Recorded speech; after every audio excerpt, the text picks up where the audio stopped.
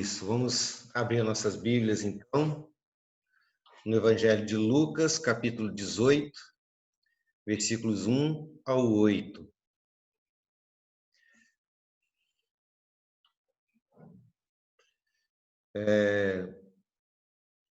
Lembrando que aquela nossa regra de sempre, né? Você pode me perguntar, pode responder, pode me interromper, pode concordar, pode discordar e pode acrescentar. Você fica livre para me interromper na hora que quiser, né? É bom que o estudo seja dinâmico, é bom que seja participativo, porque com as perguntas, com as respostas, com as dúvidas, é que a gente vai direcionando o caminho do estudo. Eu sempre começo um estudo sem saber muito para onde ele vai. Eu tenho o início, o meio e o fim na minha cabeça, mas ele pode ir mudando no decorrer do tempo, dependendo das dúvidas e das questões que surgir nesse estudo. Então, fica à vontade para interromper na hora que quiser e participar como você quiser. Evangelho de Lucas, capítulo 18, versículos 1 ao 8, diz assim: Jesus lhes contou uma parábola para mostrar que deviam orar sempre e nunca desanimar. Em certa cidade havia um juiz que não temia a Deus nem respeitava ninguém. Havia também naquela mesma cidade uma viúva que sempre o procurava, dizendo: julgue a minha causa contra o meu adversário. Por algum tempo, ele não a quis atender, mas depois pensou assim: é bem verdade que eu não temo a Deus nem respeito ninguém. Porém, como essa viúva fica me importunando, vou julgar a sua causa, para não acontecer que, por fim, venha a molestar. Então o Senhor disse: ouçam bem o que diz esse juiz iníquo. Será que Deus não fará justiça aos seus escolhidos, que a Ele clamam dia e noite, embora pareça demorado em defendê-los? Digo a vocês que depressa lhes fará justiça. Contudo, quando o Filho do Homem vier, será que ainda encontrará fé na terra? Bom, vamos orar. Hoje é aquela nossa introdução, né? A parte mais técnica, que é base para tudo que a gente vai estudar. Então, é necessário que a gente construa essa base, que a gente entenda essas verdades, para que todo o ensinamento que essa parábola tem se torne mais profunda, porque a gente não pode estudar superficialmente uma palavra profunda demais. Então, vamos fechar os nossos olhos e vamos orar ao Senhor. Meu Deus, a tua palavra é maior do que o nosso entendimento, ela é maior que a nossa compreensão, ela é maior que a nossa capacidade de absorver verdades, princípios, conceitos. Ela não cabe na nossa mente, é eternamente superior a ela, porque é a palavra do Senhor. E sabemos que sem o teu auxílio, sem a tua iluminação, sem o cuidado do Senhor, nós nunca podemos, nunca chegaremos à capacidade de absorver dessa palavra aquilo que o Senhor tem para falar conosco. Deus, sem o teu Santo Espírito, tudo isso não passa de palavras. E palavras vazias por um coração que não consegue compreender. Então, abra a nossa mente, o nosso coração, que essa palavra tenha poder, ó Deus, para nos impactar, nos transformar, fazer em nós novas todas as coisas. Nesse momento que estaremos iniciando um novo assunto, um assunto tão importante, uma parábola tão profunda, que o Senhor possa nos abençoar, ó Deus, que aquilo que vamos ver agora, ó Deus, de informações mais técnicas, possa nos alicerçar para que possamos ter uma compreensão mais profunda, mais poderosa das verdades dessa parábola. Oramos em nome de Jesus Cristo. Amém. Amém. Se nós estivéssemos num estudo presencial, eu ia perguntar, quem conhece essa parábola, levanta a mão, eu acredito que todos levantariam, né? Porque todos nós já conhecemos, nós que estamos na igreja há um pouco mais de tempo, nós conhecemos essa parábola e é possível que você já a tenha citado várias vezes, ou numa pregação, ou numa conversa a respeito de oração. É possível que você já tenha falado a respeito dela e citado o que Lucas diz aqui no começo, né? Da viúva que persistiu na oração e que nós devemos persistir na oração. É possível que você já tenha citado a necessidade de perseverarmos na oração, citando essa parábola da viúva e do juiz iníquo, né? Então, essa parábola, por um lado, ela é uma parábola muito fácil, principalmente porque quando a gente lê essa parábola, começa a ler já no primeiro versículo, Lucas já apresenta o tema central da parábola. A gente já olha para essa parábola e já sabe do que se trata, é diferente de outras parábolas que a gente tem que investigar até descobrir. Não é? Essa já está logo no começo. Não é? E qual é o tema dessa parábola, então? A pergunta mais fácil que eu vou fazer hoje. O dever de orar? Dever de orar. O dever de permanecer orando, né? Permanecer orando. E é simples, sim, esse tema. E está claro aqui, não dá para contraditar, não dá para você ler essa parábola e falar, não, eu acredito que o tema central seja outro. Não, a própria parábola, as próprias escrituras, melhor dizendo, diz, essa parábola trata disso. A gente já sabe. Então, mas ainda que ela seja fácil, em certo aspecto, em outro aspecto, se a gente olha essa parábola com mais atenção, com mais profundidade, ela traz alguns problemas. Porque muitas vezes a gente simplesmente passa por cima para pegar apenas o tema central. Por exemplo, é fácil identificar aqui nessa parábola a viúva com a igreja, né? A igreja que faz oração. Agora, será que o juiz iníquo é Deus? Não pode ser, não é? Essa é uma questão complicada. E outra questão, o texto diz, por exemplo, que a viúva insistiu com o juiz até mudar a vontade dele. A vontade do juiz, no primeiro momento, era não atender aquela mulher, não atender a viúva. E ela começa a orar, ou melhor, ela começa a pedir, a clamar, a insistir, até que ela muda, com a sua insistência, a vontade do juiz e não queria atendê-la. Então, isso significa que a insistência da oração pode mudar a vontade de Deus? Tiago fez assim com o dedo, falando que ele não acredita que pode, não. Alguém acredita? O que você pensa a respeito disso? É complicado, não é? Vai, eu acredito que sim, que vai mudar, sim. Você muda a vontade de Deus, Soninha? Não, Você está pensando para um a lado, gente depois não é você ora, ele não. muda para o outro. Não, a gente tem que a persistência, tem que ter perseverança, persistência. Isso. Se é na vontade dele, ele vai atender. Mas às vezes é no nosso tempo, é no tempo dele. Aí sim, mas a pergunta é: a viúva insistiu até mudar o coração do juiz, porque o juiz não ia atender. Então, isso significa que se a gente orar, a gente muda o coração de Deus, tipo, eu não quero atendê-lo, mas se ele insistir, então agora, só porque ele está enchendo a minha paciência, eu vou mudar e eu vou atender. Será que Deus faria isso? Vamos deixar essa pergunta em suspenso. Não, mas olha, Deus é soberano, aí ele vai fazer. A gente tem que ser persistido, mas Deus é soberano, ele vai fazer se ele quiser. Isso. Pastor, sim. Eu penso assim, não sei também, né?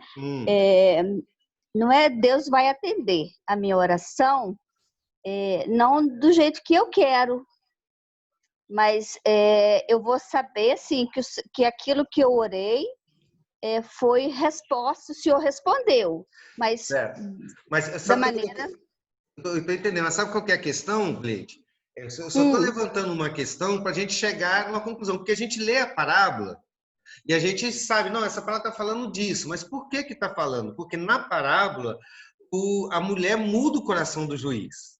E a pergunta é, a gente muda o coração de Deus na oração? Porque se alguém te perguntar isso, como que você vai responder, então, que não? Eu acredito que muda. Muda. Deus não ia atender, depois ele atende. Eu acredito que não muda. Não, aí já estava no propósito dele, não, já então atendeu. Não mudou, se já estava no propósito, então não mudou. Então, eu acho que ele não vai me atender como eu quero. Hã? Ele não vai atender como eu quero. É a vontade do Senhor, não a minha. É a terceira pergunta que eu ia fazer. Porque uma outra pergunta, viu como que essa parábola parece simples, mas ela não é? Então, se a gente vai falar sobre essa parábola para as pessoas, por que eu estou levantando todas essas questões? Porque não dá para a gente passar pelo texto superficialmente e dizer essa parábola diz isso, sem se a gente souber explicar por que ele diz. Né? Eu estou só levantando as questões para forçar o pensamento. Né? Nós sabemos que Deus é soberano, essa é uma verdade. Então, isso é bíblico. Mas aqui a gente vê uma parábola em que uma mulher orou para um juiz, esse juiz não ia atendê-la, porque ele tinha um coração ruim, não ia atendê-la, e aí ela orou e ele então atendeu. Então isso significa, porque muitas pessoas podem te questionar, e eu já fui questionado várias vezes, não, pastor, mas a gente pode mudar o coração de Deus, porque a Bíblia, Jesus contou uma parábola falando que uma mulher persistiu até que o juiz mudou de intenção, ele não ia atender e passou a atender. Como você explica para essa pessoa que esse texto não está dizendo isso, se parece que ele está dizendo? Então, nós temos que aprofundar. Eu estou levantando as questões para você ver que tem questões difíceis nessa parábola que a gente tem que responder. Uma terceira pergunta, que aí diz respeito a que a Gleide estava falando, é o seguinte, com a insistência daquela mulher, ela conseguiu exatamente o que queria. Ela pediu o tempo todo que o juiz julgasse a causa dela. E depois vou até falar sobre o que significa julgar aqui nesse texto.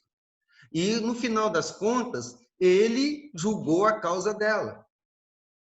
Então, a pergunta é, isso significa, então, que se nós insistirmos, Deus vai fazer o que a gente quer? Porque tem muita gente que prega isso aí. Você ora, Deus faça aquilo que você está pedindo. E tem até uma outra questão, né? Independente daquilo que eu estou pedindo. Se você lê essa parábola, como ela está, e se você não tiver explicação para ela, você vai ter que chegar à conclusão de que o que ela está dizendo é que se você insistir com Deus, ele vai te dar o que você quer. É como se fosse um gênio da lâmpada de Aladim, mas de má vontade.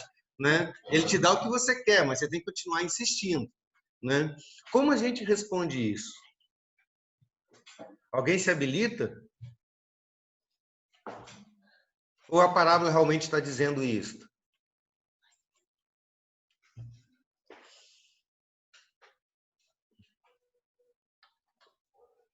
Complicado, né? Aí tem uma outra questão complicada nessa parábola. A palavra, no final da parábola, Jesus fala a respeito da volta dele. E questiona sobre a fé quando ele estiver voltando. O que a volta de Jesus tem a ver com a parábola?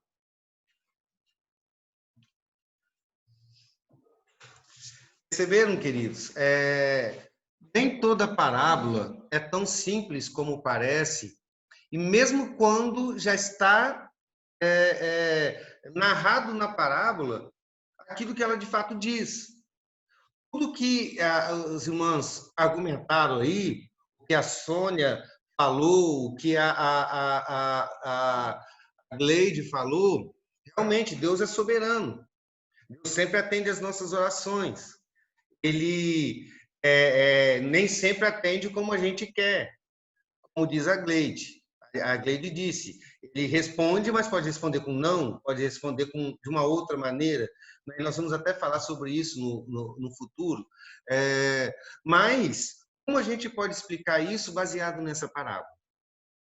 Porque ela parece nos fazer entender que a nossa persistência em oração vai fazer com que todos os nossos pedidos sejam atendidos. E uma outra pergunta. Se a oração, então, não pode mudar a vontade de Deus, para que persistir? É uma outra questão que a gente tem que responder. Por que persistir? Se você falou uma vez só, ele atende. Você quer falar, Daniel? Queria, assim, eu até concordo também. Mas, por exemplo, lá em Tiago, eu até peguei aqui Tiago 5, finalzinho do versículo 16, fala assim, a oração feita por um justo pode muito em seus efeitos, né? Sim. E em Mateus fala, Mateus 21, 22, deixa eu só aqui, e tudo que pedirdes na oração, crendo, o recebereis. Então, assim, aí, ao mesmo tempo, se a gente, os planos de Deus não são os mesmos planos que os nossos, nem os caminhos de Deus são os nossos caminhos. Então, Deus está pensando algo para a gente e a gente está querendo outra totalmente diferente. A gente, por exemplo, quer ir para um lado, Deus está querendo que a gente vá para o outro. Né? Então, assim, mas se a gente, igual, por exemplo, em Tiago fala, o versículo 16 fala que, o 15, e a oração da fé salvará o doente e o Senhor o levantará. Se houver cometido pecado, serão-lhe perdoados. Confessai as vossas culpas uns aos outros e orai uns pelos outros, para que sareis. A oração feita por um justo pode muito em seus efeitos. Então, assim, eu concordo que Deus tem o tempo dele, que não é o nosso tempo, né? E nem a justiça de Deus não é a nossa. Assim, a nossa justiça é a de Deus, mas a gente não tem sequer o domínio de falar assim, eu quero isso, vou fazer isso, vai dar certo. Deus é que sabe se as coisas vão dar certo pra gente. Então, assim, mas ao mesmo tempo eu penso que se eu fizer uma oração com fé, por exemplo, eu tenho uma pessoa enferma na minha família, eu tenho fé e estou fazendo oração, estou fazendo uma campanha ali, pedindo muito a Deus, jejuando, orando, e essa pessoa, eu creio que ela pode ser curada. Sim. Sim. Mas, agora, assim, o que curaria? O que curaria, Daniel? A sua fé ou a vontade soberana de Deus? A minha fé é só um degrau para chegar ao coração de Deus, eu creio. Então, tem algum mérito seu? A oração, não, Deus. A única coisa, o mérito é sempre de Deus. A gente simplesmente pode ser usado como instrumento dele, mas a glória é sempre dele. Eu gosto dessa. É complicado. Eu gosto desse pedaço em que a gente vai só confundindo, sabe? Para forçar o pensamento, porque até um outro problema que você disse aqui, porque você citou um texto, e corretamente, quando Jesus disse assim, que tudo que pedimos, ele fará. E o que é tudo? É tudo. Então, eu posso pedir qualquer coisa? Não, não pode, mas ele não falou tudo. Por que eu estou levantando essas questões? Porque a gente é muito acostumado a ler um texto e na hora que a gente vai falar, a gente muda o texto sem saber por quê. Não, ele diz isso, mas não é isso que ele está dizendo, mas ele não é isso por quê? Não é? Por que ele não está dizendo isso que parece que ele está dizendo? Então, a gente tem que ter base para a gente saber mostrar para as pessoas o porquê que o texto não está dizendo aquilo que ele parece dizer. Porque quando a gente lê essa parábola, logo no começo ela é simples.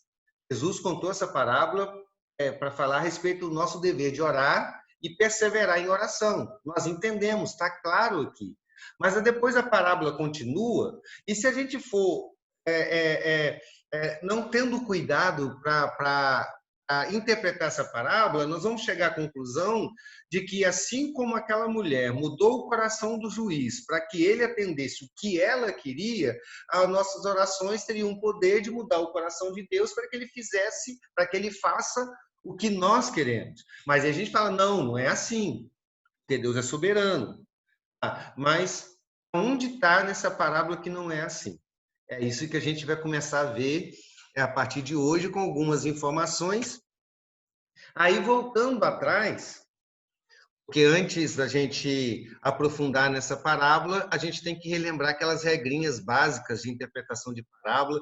Na verdade, são regras para a interpretação da Bíblia como um todo. Eu comecei com 3 regras, depois passei para 4. Quem é que se lembra? Ou pode colar também quem escreveu, quem anotou. Quais são as regras para a gente interpretar as parábolas? Eu não tenho aqui, não, mas eu acredito que seja. A gente vê o que ela quer dizer para a gente, Isso. os tempos verbais. Isso. É o que eu me lembro, não lembro de mais nada. Vamos lá, vamos lembrando todo mundo um pedacinho. Pastor, eu achei aqui, eu vou copiar o texto. Eu achei aí. São 4, né? Isso. Eu copiei tal qual você falou. Vamos ver se você copiou certo, né? Aí fala, primeiro, devemos procurar exatamente o que Jesus queria dizer com elas. A parábola não serve para falar lição, não importa o que eu entendi, importa o que ele disse. Tem uma mensagem. A única forma de saber o que ele quis dizer é estudando o texto, o contexto, estudando as palavras-chave para quem ele falava. Isso. A segunda, qual é a mensagem central. Terceiro, toda parábola tem que ser aplicada para a vida. E quarto, nem tudo na parábola tem uma mensagem. Tem que entender que para saber o que é simbólico e o que está aí para compor a parábola. Isso, boa informação. A Lelena ia falar também, Lelena? Não, eu ia repetir isso aí, que eu fiz essas anotações também. Anotou também, né? Isso é bom. Então, essas são as regras para a gente interpretar qualquer parábola, né? A primeira regra é que a parábola diz o que Jesus quis dizer, não é aquilo que eu entendo dela. Eu posso entender uma coisa e Jesus disse outra. Qual que vale? A que Jesus disse. Então, a primeira coisa que a gente tem que fazer é buscar lá no fundo para saber de fato o que Jesus queria dizer, né? O que cada o que os ouvintes primeiros entenderam da parábola, né? Qual foi o seu contexto? Quais são as palavras que foram usadas, né? Então, do que Jesus estava tratando, em que ambiente ele estava, para quem ele estava falando, quais os tempos verbais, ou qual o significado de cada verbo, é muito importante, né? Essa é a primeira regra. A segunda regra é a mensagem central, que dessa parábola está fácil, é sobre perseverança em oração. A terceira é que toda parábola tem que ser aplicada para a vida. Tem que ter uma aplicação para nós hoje, porque nenhuma mensagem da Bíblia é para o passado apenas, ela é para todo o tempo.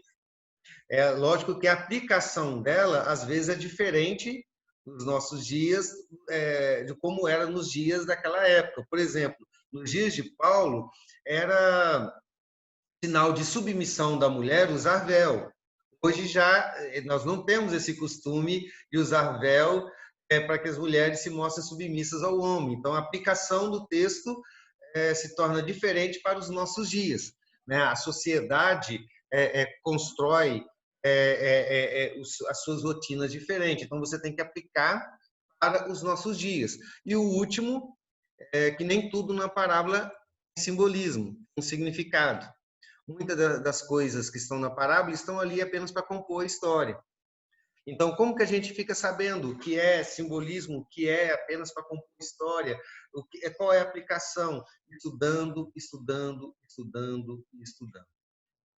Essa foi o meu objetivo, esse foi o meu objetivo em começar o nosso estudo complicando tudo, né?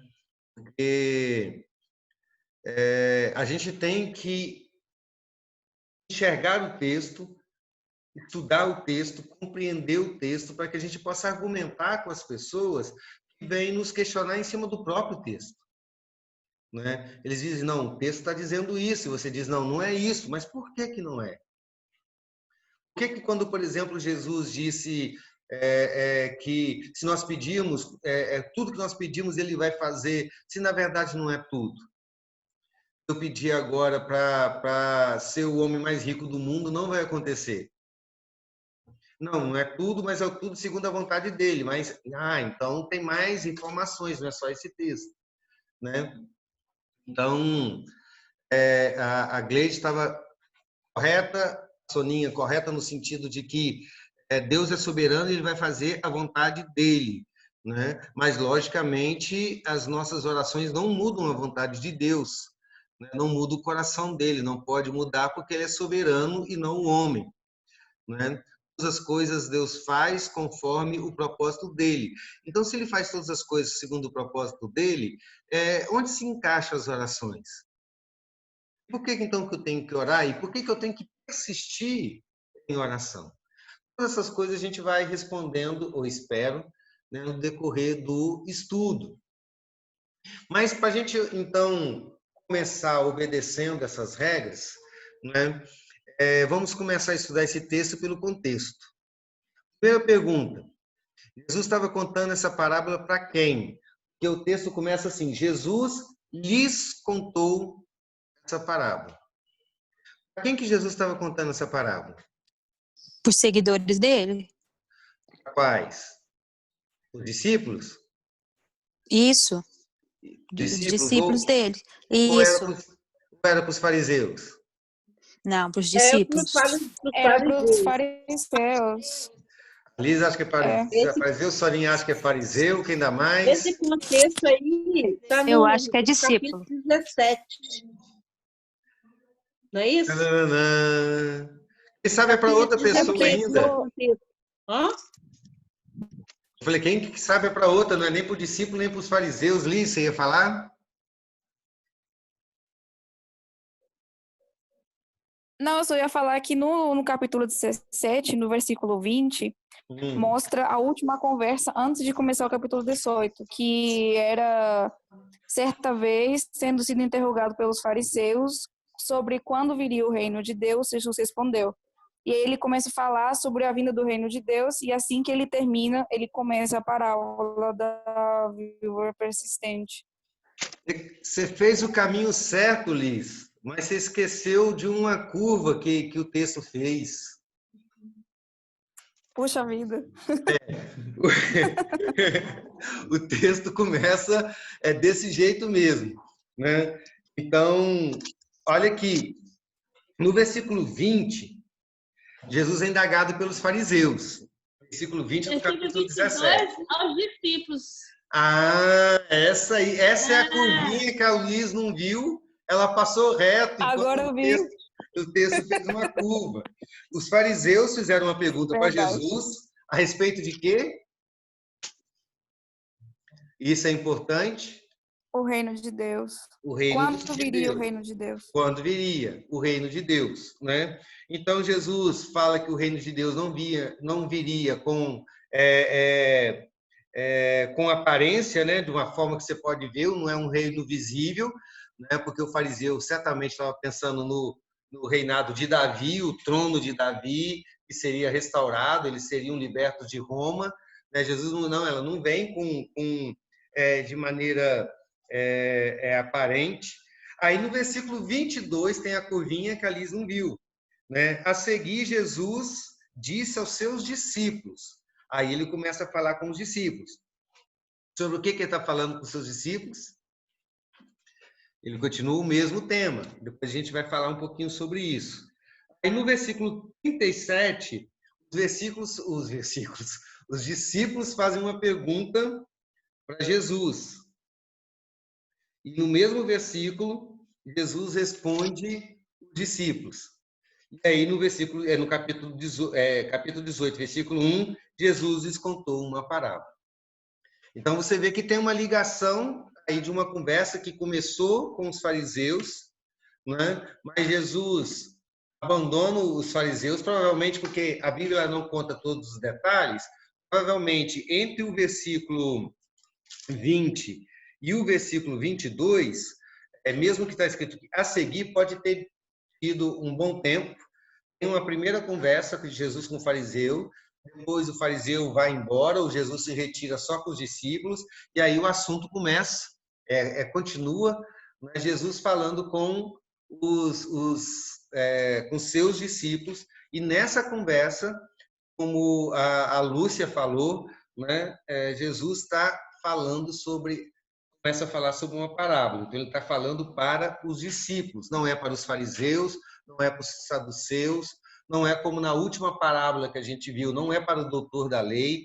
Então, essa é uma conversa direta com a igreja. Sabe? É uma conversa direta com a igreja. Porque, por exemplo, naquela outra parábola que a gente estudou, a última, e tinha uma aplicação para a igreja, mas a conversa direta era com não crente, né? Era com um doutor da lei, que estava apegado à lei e não à graça. A conversa era com ele, e nessa conversa a gente tira uma mensagem para a igreja. Agora, nessa não, a conversa é direta com a igreja. Não tem fariseu, não tem saduceu, não tem zelote, não tem doutor da lei, não tem escriba, não tem sacerdote, sumo sacerdote, não tem ninguém. É Jesus com os seus discípulos, Jesus com a sua igreja. Aí a segunda pergunta, que diz respeito a isso também, nós já começamos a falar, sobre o que Jesus estava falando antes de contar essa parábola do juiz iníquo. Quem pode me explicar? Vamos fazer o seguinte, vamos ler esse texto, eu gostaria que os irmãos prestassem bastante atenção, e depois os irmãos vão interpretar ele. Alguém pode ler para mim? Lucas capítulo 17, versículos 20 ao 37. Interrogado pelos fariseus sobre quando viria o reino de Deus, Jesus lhes respondeu: não vem o reino de Deus com visível aparência, nem dirão, ele aqui, ou lá está, porque o reino de Deus está dentro de vós. A seguir, dirigiu-se aos discípulos: virá o tempo em que desejareis ver uns dos dias do Filho do Homem e não o vereis. E vos dirão, ei-lo aqui, ou lá está. Não vades nem os sigais, porque assim como o relâmpago fuzilando brilha de uma outra extremidade do céu, assim será no dia o Filho do Homem. Mas importa que primeiro ele padeça muitas coisas e seja rejeitado por esta geração. Assim como foi nos dias de Noé, será também nos dias do Filho do Homem. Comiam, bebiam, casavam e davam-se em casamento, até o dia em que Noé entrou na arca e veio o dilúvio e destruiu a todos. Até aí? Não, até o final, até o 37. O mesmo aconteceu nos dias de Ló. Comiam, bebiam, compravam, vendiam, plantavam e edificavam. Mas no dia em que Ló saiu de Sodoma, choveu do céu fogo e enxofre e destruiu todos. Assim será no dia em que o Filho do Homem se manifestar.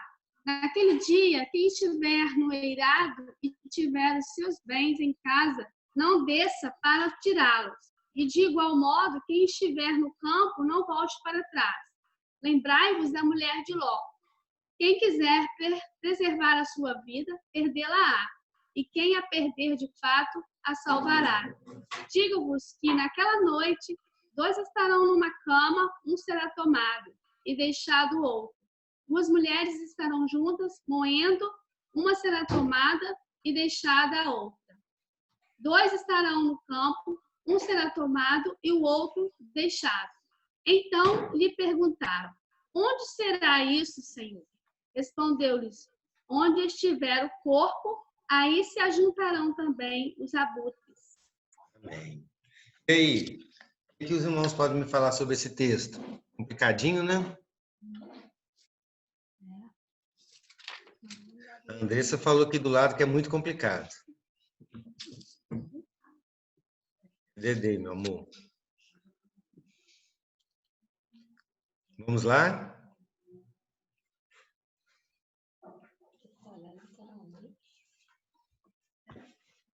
Quem entendeu alguma coisa desse texto pode falar mais alto. Eu entendi da vinda de Jesus, né? Isso. E, na verdade, eu entendi também que na época, por exemplo, de Noé, os homens estavam preocupados com as coisas carnais, né? Preocupado com o que se consumia, o que se poderia adquirir, etc. E desacreditaram de Noé, veio o dilúvio e consumiu a tudo. Quando também, quando Sodoma foi O que eu fiz com você que você está falando isso? Quando Sodoma foi consumida em fogo também, as pessoas não se preocupavam com as coisas de Deus, e sim delas mesmas. Então, enquanto tinha um servo de Deus dentro daquela cidade, nada aconteceu. Mas assim que ele pôs o pé fora da cidade, né, ela foi consumida. Então, assim, e nos dias de hoje, eu entendo que está acontecendo a mesma coisa. Eu estou vindo para os dias atuais. E hoje tem acontecido a mesma coisa.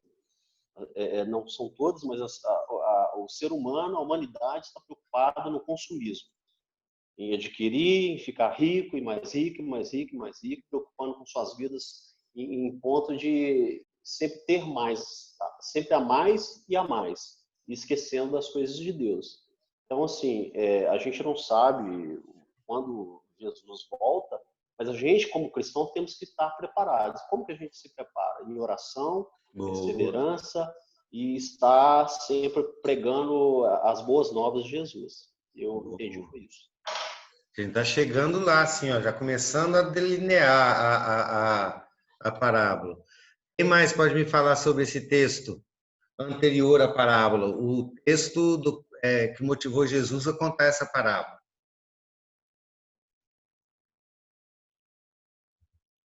Alguém mais? Está falando da repentina volta de Jesus. A repentina volta de Jesus, minha mãe. Uma hora para outra, como um relâmpago de um lado no outro, né? Claudinha? Esse texto, pastor, eu acho que ele fala bem sobre o dia do juízo também de Deus, né? Quando na época de Noé, então, é o mundo que estava, igual o Daniel falou, o mundo vivendo totalmente contrário à vontade de Deus, entregues totalmente, entregues à vontade deles, e eles não observaram os sinais, não observaram as advertências, né, que Deus passava para eles. E então Deus executou o juízo tanto na época de Noé como na época de Ló, né? E então esse texto fala muito sobre isso, sabe, né? O juízo de Deus, que é quando Jesus vai voltar. Quer dizer, é a vinda e o juízo, que é tudo, né? Aquela sequência. Isso. Alguém mais? Vamos para frente? É que Dona Irineia primeiro, falar. depois Alice Salcedo. Está falando aqui também da distração do povo, né? O povo está vivendo de acordo com a sua vontade, só levando a sua vida do seu jeito. Foi assim, do jeito que queria e vivendo a sua vida, casavam-se, davam-se em casamento, de repente veio o dilúvio. Lá em Sodoma e Gomorra também estava todo mundo vivendo a sua vida do jeito que queria, do jeito da sua vontade, e veio fogo, enxofre e fogo do céu e queimou tudo. E hoje nós estamos vivendo, a maioria das pessoas estão vivendo assim também, querendo isso, querendo aquilo, vivendo a seu bel prazer, e quando a gente menos esperar, Jesus chega, Jesus volta. É isso aí. Lisqueila Salcedo Bandeira. Eu penso muito parecido com ela, né, nesse sentido. Que me fez refletir nessa parte, nesse texto anterior, foi o fato de estar preocupado por conhecer Deus e por estar perto dele, né? Porque no final da parábola pergunta que quando o Filho do Homem vier, encontrará fé na terra? E no texto anterior está falando sobre algumas situações em que as pessoas não estavam preparadas para que isso acontecesse, não estavam esperando que isso acontecesse, e aconteceu de repente. Então, me faz pensar sobre o fato de a gente estar constantemente aguardando para que isso aconteça e estar preparado para que isso aconteça, conhecendo quem Ele é, esperando que isso de fato aconteça. Porque se eu estou preparada, eu estou me preparando, né, para a volta de Jesus, isso quer dizer que eu estou confiando nele, no que Ele falou. Né? Se eu não me preparo, então eu não estou acreditando nas palavras dele. Eu acho que não é verdade que Ele vai voltar. Então me faz pensar mais nisso. Muito bem. Os irmãos conseguiram pegar direitinho o texto, né? Faltou alguns detalhes desse texto que eu vou tratar aqui, né? Mas os irmãos já conseguiram ligar esse texto, essa conversa anterior, à parábola. Então a gente já está começando a perceber, quando essa parábola está falando de oração, ela não está falando de oração num contexto tão amplo assim, ela está falando da parábola num contexto mais específico. Antes de eu continuar aqui, os irmãos estão me ouvindo bem, porque minha internet está travando aqui o tempo todo. Está dando para ouvir? Mais ou menos, né? Tá, sim. Aqui tá meio travando aqui. Então, sim, Jesus está falando a respeito da volta dele. Só que esse texto não fala só sobre a volta de Jesus.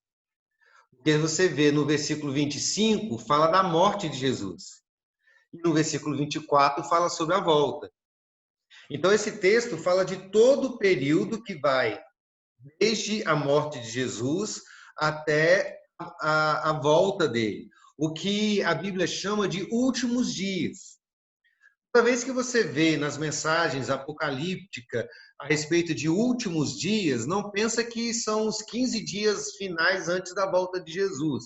É todo esse período entre a morte de Jesus e a volta dele. Os primeiros dias aconteceram antes de Jesus, e os últimos dias acontecem agora, é o que nós estamos vivendo.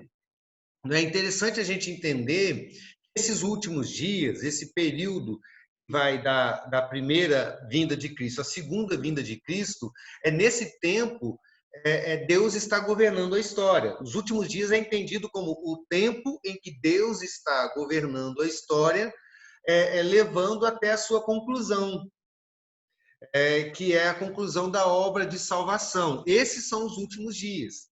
Né? É esse período em que todas as coisas estão sendo dirigidas a um fim, a uma apoteose, para o momento em que todo o projeto de Deus para esta vida tem o seu encerramento. Toda a história da humanidade converge para este fim. Então, sempre que você olhar na Bíblia, estiver falando dos últimos dias, né, compreende o período desde a morte e ressurreição de Jesus até o retorno. Morte, ressurreição e ascensão, né? E o retorno de Jesus. Esses últimos dias, é o que nós estamos vivendo, seriam dias muito difíceis para a igreja. O que Jesus está dizendo aqui. Porque seriam dias de muitas ansiedades para a igreja. No versículo 22, Jesus diz assim, vai acontecer o dia em que vocês vão esperar ver um dos dias do Filho do Homem. O que ele está falando? O que ele está falando? Ele está falando do período depois que ele fosse embora. Ele fala para os discípulos, ele ainda está presente com os discípulos, né? Então, ele está falando, olha, eu vou morrer e vou ressuscitar, ele diz isso no versículo 25, mas ele está dizendo no versículo 22, vai acontecer um dia, depois disso tudo, que vocês vão ansiar por ver os meus dias. Ele está falando sobre a ansiedade pela volta de Jesus. Um detalhe que muitas pessoas não sabem é que os cristãos primitivos esperavam que Jesus viesse no tempo dele. Pedro, João, Paulo, todos eles aguardavam Jesus ainda no período que eles ainda estavam vivos. Então, Jesus morre e ressuscita, sobe aos céus, a igreja fica sozinha, entre aspas, né? Sem a presença física de Jesus, o Espírito Santo vem, e a igreja começa a fazer a obra, e os dias são difíceis, o povo não ouve a mensagem da igreja, e a igreja fica perguntando, até quando? Jesus não vai voltar? Então, tem essa ansiedade pela vinda de Jesus, né? E essas dificuldades que eles enfrentariam é alertado aqui por uma profecia a respeito do cerco de Jerusalém que aconteceria no ano 70 depois de Cristo, quando Jesus fala aqui, ai de quem tiver no terraço e tiver os seus bens na casa, não desça para livrá-los, essas coisas. Ele está falando a respeito do cerco de Jerusalém que aconteceria pelas forças de Roma através do general Tito. Então, naqueles dias, seriam dias muito terríveis para o povo de Deus. E esses dias era uma representação daquilo que a igreja sofreria nos dias finais. Então, o que o Senhor está dizendo Jesus não vem tão rápido assim. Vai chegar um dia em que vocês vão ansiar pela vinda dele, mas ainda ele não veio. E esses dias vão ser muito difíceis. Vocês vão ter vontade de esconder, de fugir, de buscar as coisas. Vai ter que sair correndo como a mulher de Ló saiu correndo, né? Vai ter que correr para dentro da arca como Noé correu, mas não olha para trás, continua. Esta a questão. E ele termina essa narrativa desses dias difíceis com uma profecia com palavras bastante funestas, que ele diz no versículo 37. Onde tiver o cadáver, ajuntarão os abutres.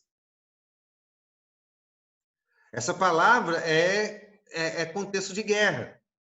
Depois de uma batalha ferrenha, ficariam os corpos. E os abutres se ajuntariam para devorar esses corpos. Então, é um cenário sangrento, em que o mundo vai estar descansado, a igreja ansiosa pela volta de Jesus e passando por muitas dificuldades. É esse o contexto do versículo 17. Mas aí o que ele quer, do capítulo 17, aí o que o Senhor quer ensinar agora no capítulo 18, é que nesse contexto a igreja tem que confiar que o dia da volta de Jesus chegaria e que ele viria para julgar o mundo.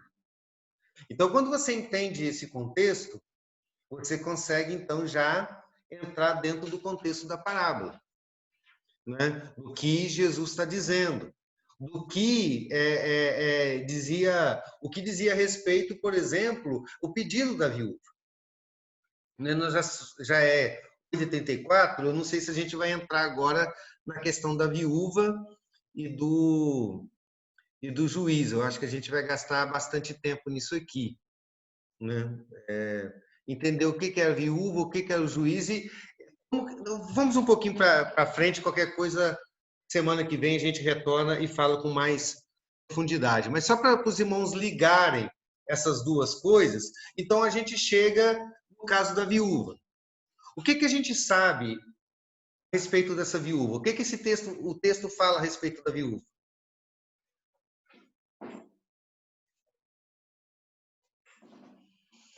As informações que a gente tem dela aqui são poucas, não são? Que ela era insistente. Que ela é insistente, uma informação. E que ela era viúva, é outra. O que mais? Ela tinha uma causa. Ela tinha uma causa. Isso aí. Ela precisava de alguma coisa. Hã? Um adversário. Um adversário, bom também. Né? Então, o que a gente sabe dessa mulher, até agora, que ela era viúva, e ela tinha um adversário, estava atrapalhando ela é que ela queria que o juiz julgasse essa causa, que era justamente o problema que ela tinha com alguém que estava prejudicando ela. É só isso que a gente sabe do texto. O contexto nos traz outras informações. Eram detalhes que não está citado no texto, mas que eram detalhes comuns para a sociedade da época, de maneira que os primeiros ouvintes entendiam muito bem esse contexto, o que talvez a gente não entenda. A gente tem, pelo menos, um pouco mais de dificuldade, e que diz respeito ao contexto da sociedade na época. A estrutura da sociedade na época fazia com que as mulheres se tornassem totalmente dependentes dos homens. Não existia luta pela liberdade de mulheres, direito a voto, não existia nada disso. Era uma sociedade totalmente machista, e muito mais do que uma sociedade machista. Era uma sociedade que fazia com que as mulheres fossem totalmente dependentes dos homens. Uma mulher era dependente, primeiramente, do seu pai, depois que se casasse dos seus filhos, do seu marido, se tornasse viúva, dos seus filhos. Tinha a obrigação de cuidar dela. De certa forma, então, que uma mulher sem a figura masculina, ela era totalmente vulnerável. Totalmente vulnerável. Ela era uma mulher sem sustento, era uma mulher sem proteção, era uma mulher, de certa forma, sem honra, era uma mulher que não tinha voz. Você pode imaginar uma criança de poucos anos de vida jogado no meio da sociedade. Ela não tem como sobreviver. Essa era a situação de uma mulher naquela época. A gente não tem condições de entender isso, porque a gente não vive uma sociedade assim. Mas quando Jesus fala de uma viúva, aqueles discípulos entendem plenamente do que Jesus está dizendo. Era interessante que se aquela mulher, se a mulher ficasse viúva e não tivesse filhos, ela poderia voltar para a casa do seu pai. Porém, se ela fizesse isto, o pai dela deveria devolver para a família do marido, do falecido, o dote que recebeu no casamento. E muitos pais não tinham condições de fazer isso mais. Então, fazia com que essas mulheres se tornassem totalmente dependentes, jogadas. Uma outra coisa que é fácil concluir aqui nesse texto é que essa mulher viúva, ela era pobre e que ela não tinha filhos, e que ela não voltou para a casa do seu pai. Por que a gente pode concluir isso? Pelo fato dela estar ela mesma clamando ao juiz. Porque não era permitido uma mulher falar num tribunal. Ela não podia fazer isso. Uma mulher não falava. Era proibido para ela. Então, quando uma mulher tinha alguma causa para tratar com o juiz, ela seria representada por um homem. Seria representada pelo seu marido, seria representada pelo seu pai, seria representada pelos seus filhos, seria representada pelo seu tio, sabe? Pelo seu cunhado, mas ela nunca iria sozinha. Então, se ela foi sozinha, é porque ela não tinha ninguém por ela. Era uma mulher totalmente desamparada. E mais, como a gente sabe que ela era pobre, porque ela poderia ser representada por um intermediário, uma espécie de advogado. A Mari tinha que estar aqui no estudo hoje, para a gente falar dos advogados. Porque existia uma estrutura muito corrupta na justiça naquela época. Os julgamentos eram feitos num salão grande, de certa forma grande. Numa extremidade do salão ficava o juiz, aí tinha um meio, e na outra extremidade ficavam as pessoas que queriam que as suas causas fossem julgadas. As pessoas mais ricas e abastadas, mais importantes, tinham acesso fácil pelo meio desse salão até chegar no juiz. As demais pessoas ficavam ali no canto gritando, gritando, gritando, gritando. No meio do salão ficavam os intermediários, que eram os advogados, que cobravam seus honorários, para falar a verdade, seus subornos, para facilitar a sua chegada ao juiz. Você dava o dinheiro para essa pessoa dava parte do dinheiro para o juiz. E aí o juiz ia sempre julgar a causa a favor daquela pessoa que deu dinheiro para ela. Essa mulher não faz esse processo. Ela não tem um intermediário que leve ela até lá. Então, ela é uma mulher totalmente desamparada. Quando Jesus conta essa parábola, todos os ouvintes sabem que aquela mulher não tinha, de fato, ninguém para socorrer. Então, os dias que aguardavam ela até o fim dos seus dias eram dias difíceis. Faz um paralelo com os últimos dias da vida da igreja. Os últimos dias dessa mulher seriam dias difíceis, certo? Alguém estava ainda prejudicando essa mulher, que já era desamparada, que não tinha ninguém por ela. Ela não tinha ninguém para defendê-la. Quem poderia ampará-la nessa situação de profundo desamparo? Só uma pessoa, que seria o juiz. E o que a gente sabe desse juiz?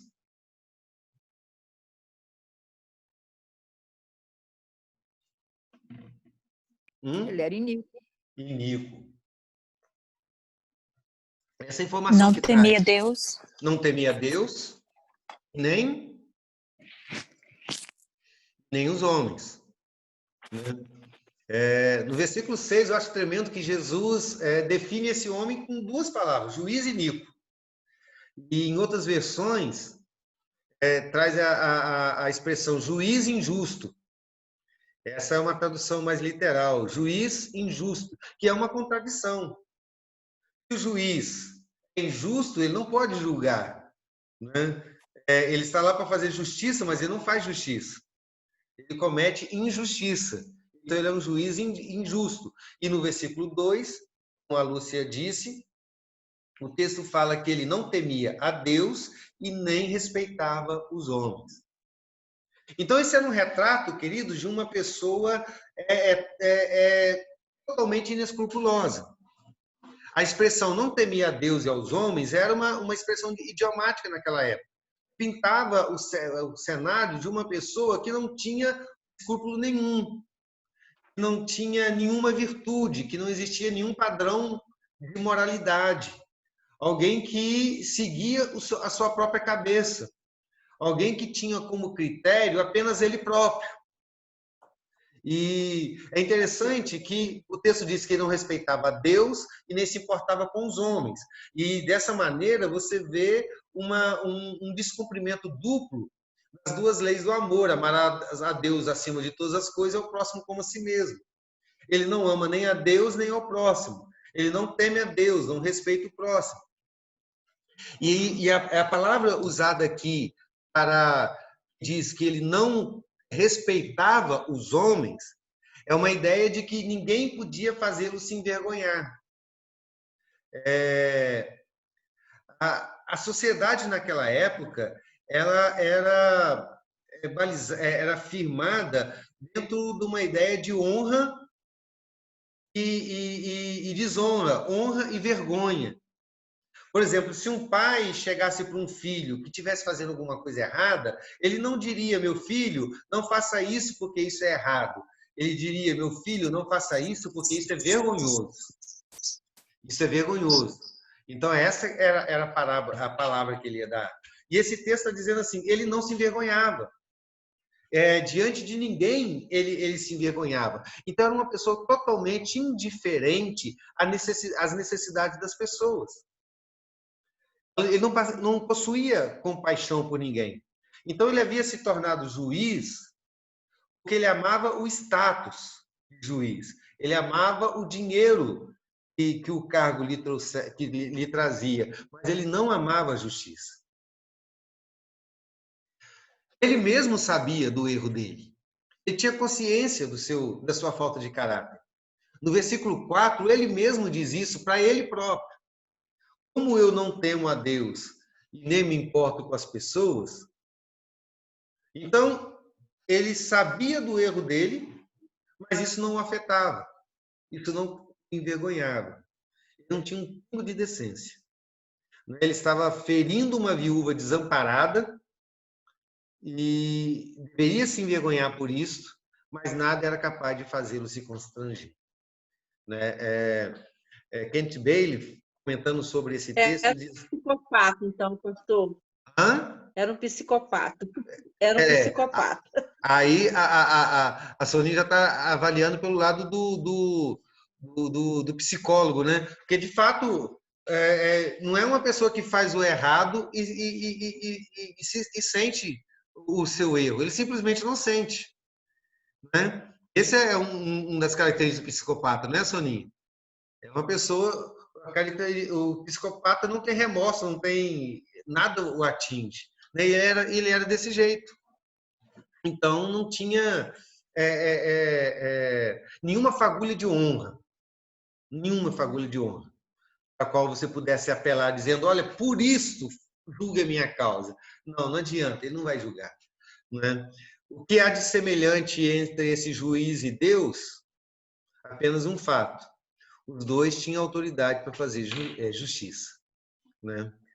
E, como eu disse antes, vou dar uma palavra do que significa julgar aqui nesse texto. A gente tem uma ideia de um juiz que julga segundo a lei, dizendo certo, errado, culpado, inocente. Mas naquela época o juiz ele tinha também um papel administrativo. Então o juiz significa também o juiz ele dava solução a causas, solução a problemas. Por exemplo, conserte minha rua ou qualquer outra coisa assim. Então, ele solucionava os problemas da sociedade. Então, ele deveria socorrer aquela mulher num problema que ela tinha, muito grave. Ela estava desamparada, não tinha como se defender e alguém a estava prejudicando. Então, ele tinha que defendê-la. Não apenas julgar certo e errado, mas ele tinha que ordenar todas as atitudes as ações que deveriam ser feitas para que aquela mulher tivesse pela sociedade a proteção que ela precisava naquele momento para enfrentar os dias difíceis que ela teria pela frente. Né? Isso que era julgar. Então, para a gente encerrar o nosso estudo de hoje, veja a situação, então, que a gente tem nessa parábola. Aí agora abre toda a nossa mente para responder aquelas questões que eu fiz, que eu levantei no começo. Então, a gente tem uma viúva desamparada, tendo que enfrentar os duros dias que viriam pela frente, o restante da sua vida, da sua história, precisando de amparo, porque ela não vai conseguir enfrentar a vida sozinha. Vai tentando trazer tudo isso para os nossos dias. Aí tem um homem que tem autoridade e poder para ser o auxílio dela. Ele pode dar a ela soluções, mas ele é uma pessoa má. Ele insiste em ignorar essa mulher, ele não se importa com ela. O que essa mulher vai fazer, então, diante desse quadro? Será que ela vai desistir de lutar? Será que ela vai desistir da vida? Mas a parábola diz que não. Essa mulher vai continuar lutando pela sua vida. Ela vai continuar lutando até conseguir chegar ao final dos seus dias. Porque ela sabe que somente o juiz pode socorrê-la. Somente o juiz pode socorrê-la. E ela acredita nessa estrutura. Ela acredita plenamente que o juiz tem poder para solucionar o caso dela. É por isso que ela não desiste. Porque ela sabe que na hora que o juiz decidir, a vida dela vai estar resolvida. Então, mesmo que demore, ela vai continuar pedindo, vai continuar clamando. Mesmo que ela tenha que enfrentar todas as dificuldades, ela vai continuar clamando. Mesmo que ela tenha que enfrentar o preconceito por ser mulher e tendo que entrar dentro de um tribunal formado apenas por homens, que vão olhar para ela com um olhar de desdém, que vão empurrá-la, que vão entrar na frente dela, que vão querer gritar mais forte, mais alto do que ela vai continuar gritando, ela vai continuar falando. Mesmo que ela tenha que enfrentar a má índole do juiz, ela vai continuar clamando, mas ela não vai desistir até que o juiz julgue a sua causa. Então, a ênfase cai na perseverança dessa mulher. A ênfase cai no fato dela não desistir. Nada se mostrou maior para ela do que a sua convicção de que a justiça deveria ser feita e seria feita no último dia, no dia que o juiz decidisse.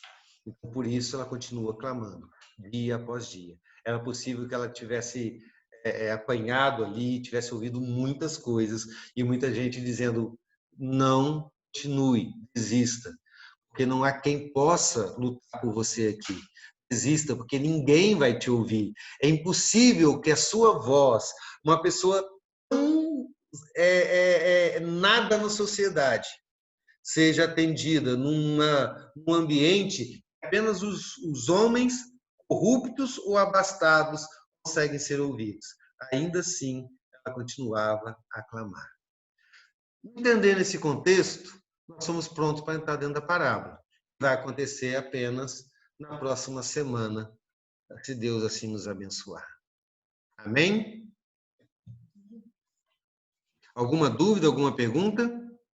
Não, eu tenho uma perguntinha que eu lembrei hoje. Por acaso o senhor tem usado como fonte o livro do MacArthur? Sim, ele é um deles. Está em promoção, R$3. R$3. Pode comprar, é muito bom, interpretação de parábolas. Não tem todas as parábolas, mas tem todas que nós já estudamos até hoje. Isso. Ele é um livro excelente, R$3 só, de graça. Parábolas de Jesus. Parábola de Jesus. Parábola de Jesus, é o título do livro. John MacArthur. Vou pedir para o Tiago colocar no grupo da igreja, Tiago, por favor, que aí quem quiser já acessa lá, fica mais fácil, certo? Vamos encerrar, então, com uma oração e vamos lembrar de orar, então, pela nossa irmã Zelina, que Deus possa cuidar dela ali. Nós sabemos que o quadro de saúde dela já há muitos anos é grave. Já os médicos há muito tempo já foi falado, já não estão mais tratando dela como deveria, porque ela não tem mais condições de fazer cirurgia, essas coisas todas, e está internada em Cachoeiro. E estar em hospital nessa época já está na situação mais difícil ainda. Nós vamos orar, vou pedir para a nossa irmã Gleide. A Amanda fala que eu só peço a Gleide para orar. Pedir para a Gleide orar. Pastor. Sim, Lilena. Tem o pai do Wagner, o Venilton, que também está internado em Cachoeiro. Venilton também. Vamos orar por ele também. Gleide, está me ouvindo? Estou. Então, a Gleide vai orar e nós vamos encerrar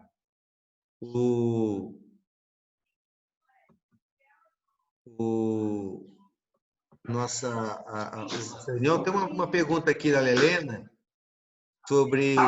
vai explicar sobre o quê? Sobre o livro, Lelena?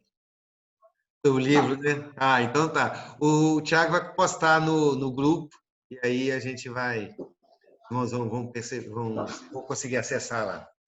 A Gleide vai orar, então nós vamos encerrar o nosso estudo nessa noite. Senhor nosso Deus, Pai querido, nós te louvamos, ó Pai, te agradecemos, ó Deus, por este dia. Te agradecemos, ó Pai, por esta oportunidade, por esse estudo, ó Deus, que vem clarear, ó Deus, o nosso entendimento e que o Senhor nos ajude, ó Pai, a compreender, a estar aprendendo cada dia mais de Ti, Senhor Jesus. Pai, muito obrigada por este momento que passamos com os nossos irmãos. Te pedimos também nesse momento, ó Deus, pela vida dos nossos irmãos que se encontram enfermos. O Senhor conhece, ó Deus, a vida da nossa irmã Dona Zelina, as suas necessidades, ó Pai. Que o Senhor esteja, ó Pai, visitando, ó Deus, o leito da nossa irmã. Que o Senhor possa estar abençoando a vida da Suzy, ó Deus, das suas netas que estão com ela. E que em tudo, ó Deus, o Senhor possa estar abençoando, ó Deus, e protegendo de todo mal. Abençoe também, ó Deus, a vida do Benilton, que há muito também, ó Deus, está acamado. O Senhor sabe, ó Deus, a necessidade dele. Abençoa, Deus, a vida da Virgínia, do Wagner, do João Vitor. Que a família, ó Pai, possa estar ciente de que o melhor o Senhor vai fazer. Amém. Que o melhor, ó Deus, nós sabemos que não é a nossa vontade, amém, mas aquilo que o Senhor tem para as nossas vidas. Amém. Te pedimos, ó Deus, neste momento também pela nossa cidade, pelo nosso estado, ó Deus, pelo Brasil, esse momento difícil que estamos atravessando. O Senhor, ó Deus, nós sabemos que tudo está nas tuas mãos, amém, está no controle do Senhor. E o momento, ó Deus, de todas as coisas, nós estaremos compreendendo, nós estamos, ó Deus, tendo sabedoria para atravessar esse momento tão difícil. Amém. Pai querido, nós te pedimos que o Senhor esteja abençoando a nossa noite, que o Senhor esteja, ó Deus, abençoando os nossos familiares, a nossa igreja e tudo, ó Deus, que estiver para acontecer, que seja feita a tua vontade e não a nossa. Pai querido, nós te louvamos e te agradecemos. Te pedimos perdão pelos nossos pecados. Te pedimos, ó Deus, sabedoria e muito amor nas nossas vidas. Amém. Nós te louvamos e agradecemos em nome de Jesus. Amém. Amém. Amém. Amém. Boa noite a todos. Boa noite, Gleide. Senhor. Eu falei com o Alvinho, você e ele fazer um dueto, um culto. É que ele falou que toca, mas não canta. Nem eu canto. Não deu certo. Ele falou que topava. Não, mas eu não topo, não. Vai sair todo mundo correndo. Todo mundo vai abrir o microfone para querer cantar no meu lugar. Não dá, não.